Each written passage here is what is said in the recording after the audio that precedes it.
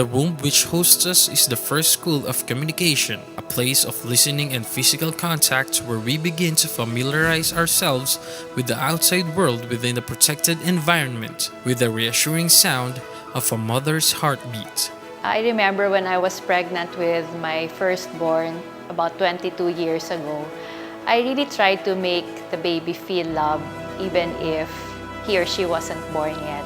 I usually talk to her and told her that, "Child, please hold on. Please bear with your mommy because we are eagerly waiting for you."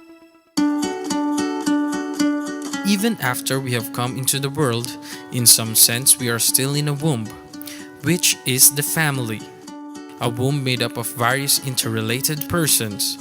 The family is where we learn to live with others despite our differences. I was there when they actually came out. And for all of them, the first message that I had really was, I'm here welcoming you into this world. Please come out healthily, normally. So every time we have to attend the choir on the 10 o'clock mass, we bring a basket and we carry her together in front of us to sing it with the choir. Family becomes the setting in which most basic form of communication, which is prayer, is handed down. The most exciting part is to impart with my child what I have learned. Learned from my church, but more so from my parents, from my mother. Sometimes we teach them how to pray the Hail Mary, Our Father, and so on.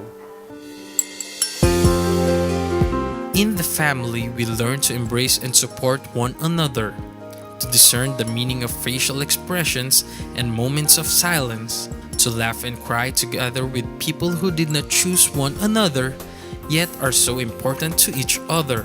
For me, since we're a migrant family, the event that made us closer would be, I could say, the moments that my father is here or when we go there in Singapore to bond.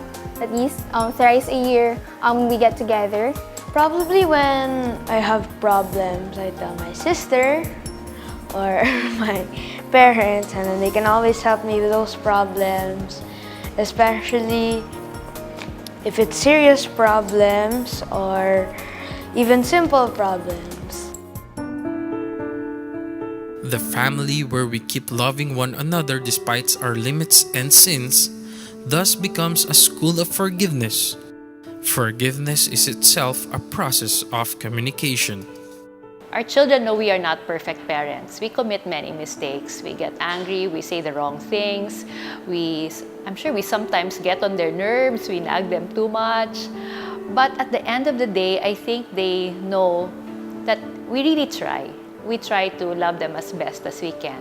And what is really evident in these occasions is that the day after, he would already forgive me. It's as if nothing has happened. It's as if, it's okay, Papa. At the end of the day, the reason why you're doing this is because you love me, and I forgive you, and life goes on for us. My sister and I bicker a lot. Like, we always fight about the littlest things. But then, at the end of the day, someone always has to say, "I'm sorry," or "What I did wasn't good," or the next day, we have to get along. The Christian community is called to help them in teaching children how to live in a media environment in a way consonant with the dignity of human person and service of the common good. I think media is something that we try to both use wisely and regulate in the use of, among our children. Media right now is a competition in terms of the time that the kids would have for the family or even among themselves. The minute that there's something on TV as well. I always like to open my Facebook account, so I had to filter which ones would be beneficial for me. If we talk to each other, it will help us become closer instead of using media. The great challenge facing us today is to learn once again how to talk to one another, not simply how to generate and consume information. I considered my family a family because of the bonding that we have had. Like as a migrant family, I would usually say that for 20 years that my husband is out of the country. You know, the family is a place where you cannot hide anything. Your family members know who you really are. You cannot pretend to be someone you're not when you're in the family. The family, in conclusion, is not a subject of debate or a terrain for ideological skirmishes. Rather, it is an environment in which we learn to communicate in an experience of closeness, a setting where communication takes place, a communicating community. Most of the time, I'm not around.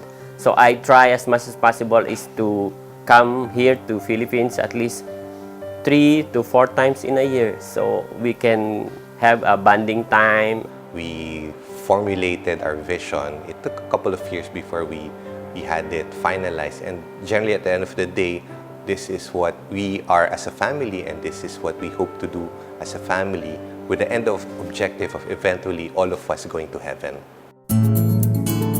Families at their best actively communicate by their witness the beauty and the richness of relationship between man and woman, and between parents and children.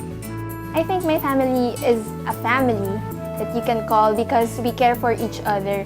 My family is united and we love each other and we care about each other and we're also there for each other. So I think that's what makes my family a family. We are not fighting to defend the past.